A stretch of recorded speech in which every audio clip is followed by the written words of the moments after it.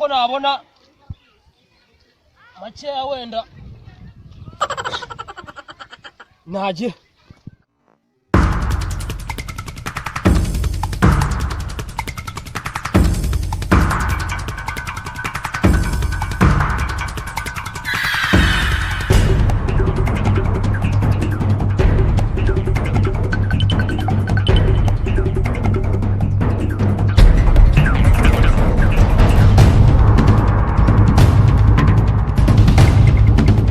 Freshman.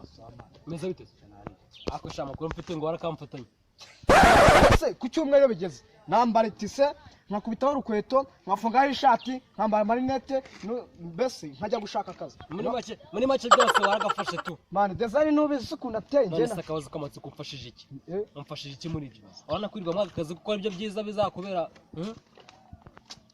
Mwana wowe nta kibazo. Wowe jya wambara neza inkome zijye zikureba neza nta. Akuta nabana neza inkome zijye zindeba bikisha.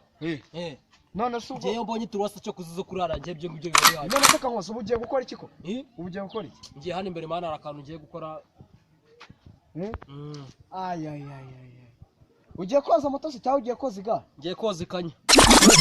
Bikanza ngiye koza ibyombo se. Nta kibazo. Ubwo ntejo tuzaba. Bimeze bite? Sawa wanje. Mwese mwana byagenze. Komera ku mustari byagenze. Uje muri studio man ubu byakomeye.